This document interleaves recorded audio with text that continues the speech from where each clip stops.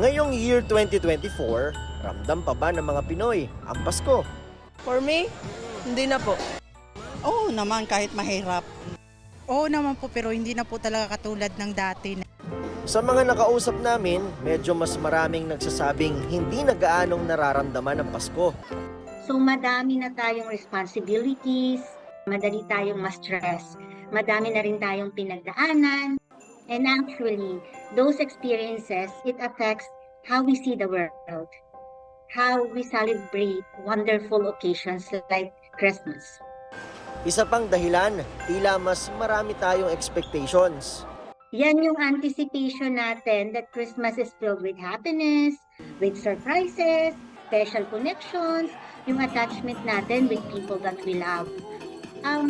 However, the problem is that anticipation leads us to disappointment. May kinalaman din daw dyan ang ating kabataan.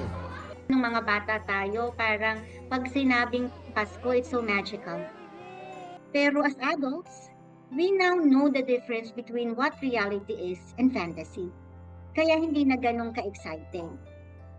We even try to replicate that feeling of happiness. So we continue having yung mga Christmas parties, exchange gifts. Pero paano nga ba natin mafe-feel ang Christmas spirit sa kabila ng lahat ng ating pinagdaraanan? Siguro the secret is let's not forget the child in us. As grown-ups, nalilimutan natin yung puso ng pagiging bata. Let's keep that in our heart, the child in us.